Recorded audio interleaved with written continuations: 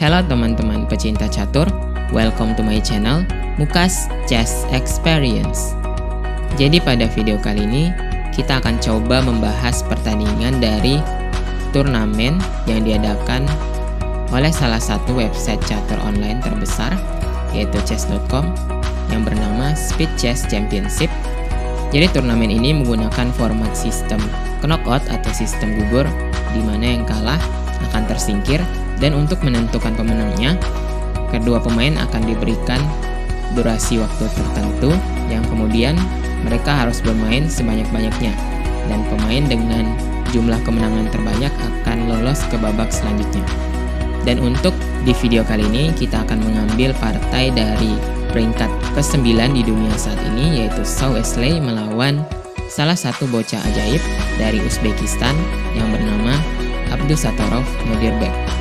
Jadi walaupun hasil keseluruhannya Zhao Wesley memang berhasil menundukkan Abdusattorov Nodirbek, tapi di video kali ini kita akan melihat kemampuan dari Abdusattorov Nodirbek ini memang tidak bisa diremehkan juga, karena di pertandingan yang akan kita bahas, Abdusattorov Nodirbek bisa menundukkan Zhao Wesley dalam partai yang cukup singkat.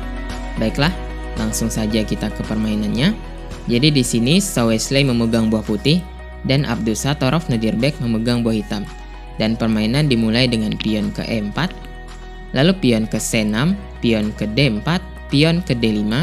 Dan di sini kita mendapatkan posisi dari Caro-Kann defense, dan putih memilih variasi advance atau variasi dorong di sini untuk melawan pembukaan Caro-Kann dari hitam.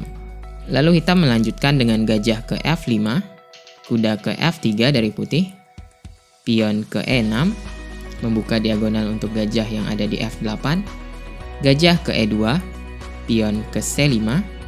Di sini hitam langsung berusaha membongkar struktur pion pusat putih dan memberi tekanan terhadap petak D4. Putih melanjutkan dengan gajah ke E3 untuk menambah penjagaan terhadap petak D4.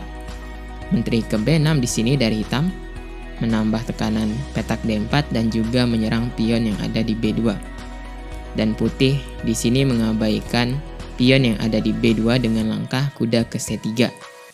Jadi untuk posisi ini, apakah pion di B2 bisa dimakan?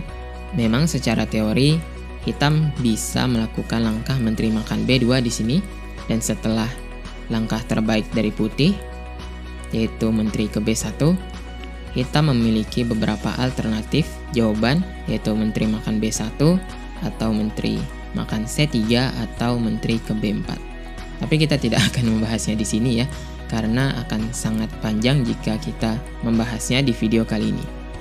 Baiklah, kita kembali ke permainan. Jadi di permainan Abdusattorov Nodirbek tidak memakan pion yang ada di B2, tapi menjalankan kuda ke C6 untuk menambah tekanan terhadap petak D4.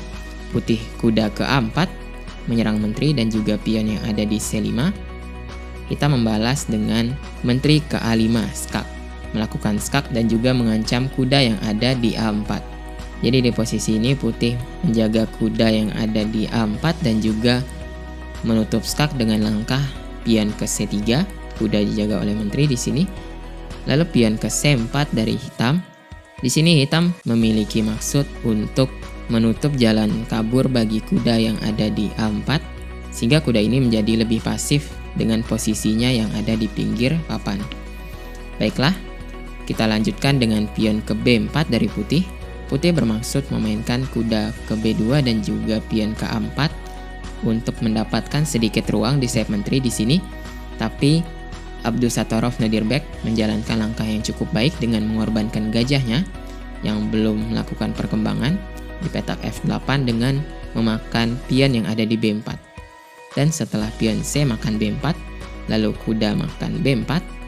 Di sini hitam memiliki ancaman kuda ke C2 double skak yang kemudian akan memakan kuda yang ada di A4, yang akan membuat hitam menjadi unggul 2 pion.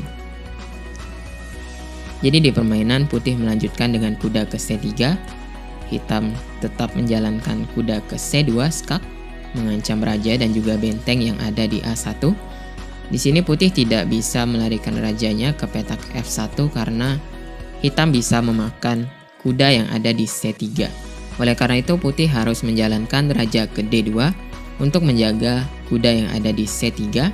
Lalu hitam kuda makan A1, menteri makan A1. Dan di posisi ini hitam menjalankan pion ke H6, di mana sebenarnya hitam bisa unggul lebih cepat di posisi ini dengan langkah pion ke B5 dengan ancaman pion ke B4, dan setelah pion ke A3 mencegah langkah dari hitam. Lalu pion ke H6 dari hitam, putih menjalankan benteng ke C1, lalu kuda ke E7, raja ke E1, rokade, raja ke F1, menteri ke B6, pion ke H3 dan pion ke A5 dengan ancaman pion ke B4 di sini. Dan posisi ini tentu saja sangat unggul untuk hitam karena hitam memiliki keunggulan 2 pion bebas di sayap menteri yang sangat berbahaya. Baiklah, kita kembali ke permainan.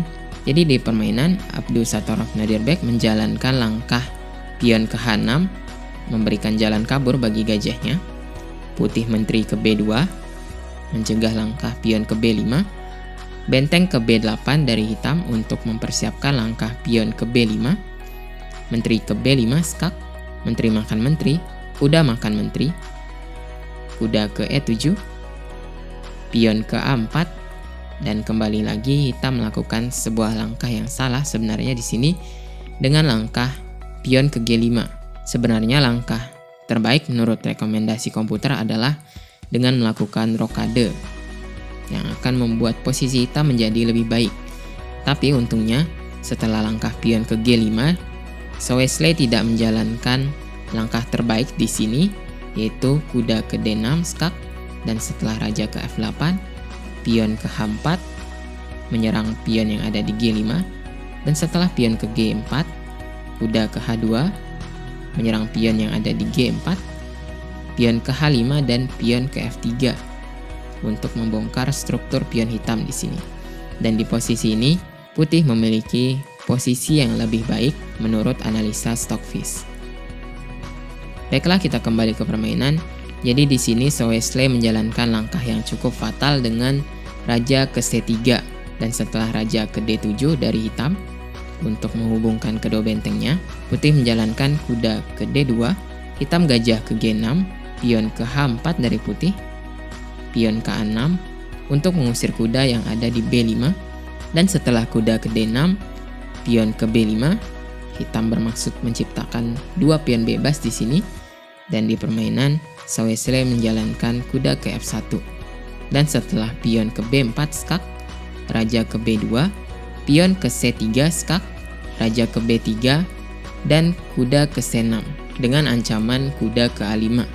Dan di posisi ini Sowesley menyerah dikarenakan jika dilanjutkan, sebagai contoh pion ke H5 di sini mengancam gajah, lalu kuda ke A5 skak, raja ke A2, pion ke B3 skak, raja ke A3 dan pion ke B2. Di posisi ini pion milik hitam yang ada di B2 sangat sulit untuk dicegah promosinya. Dan untuk mencegah promosi pion ini, tentu saja putih akan kehilangan materi yang sangat besar. Sebagai contoh dengan kuda ke G3, lalu pion ke B1 promosi menteri, dan benteng makan menteri, lalu gajah makan menteri. Di posisi ini, hitam juga masih memiliki ancaman mat terhadap raja putih ke petak B3 dengan benteng. Baiklah teman-teman, itulah partai yang cukup menarik antara Abdusattorov Nadirbek, pecatur yang dijuluki bocah ajaib, melawan peringkat 9 dunia yaitu Sowesley, yang mana Abdusattorov Nadirbek berhasil mengalahkan Sowesley dengan cukup singkat dalam 25 langkah. Dan semoga teman-teman bisa terhibur dengan partai kali ini dan kita bisa mengambil pelajaran untuk permainan kita nantinya. Oke, sebelum itu jangan lupa untuk dukung channel ini dengan cara like, komen, dan subscribe agar channel ini bisa semakin lebih baik lagi ke depannya. Mungkin sekian video kali ini. Thank you for watching dan sampai jumpa di video selanjutnya.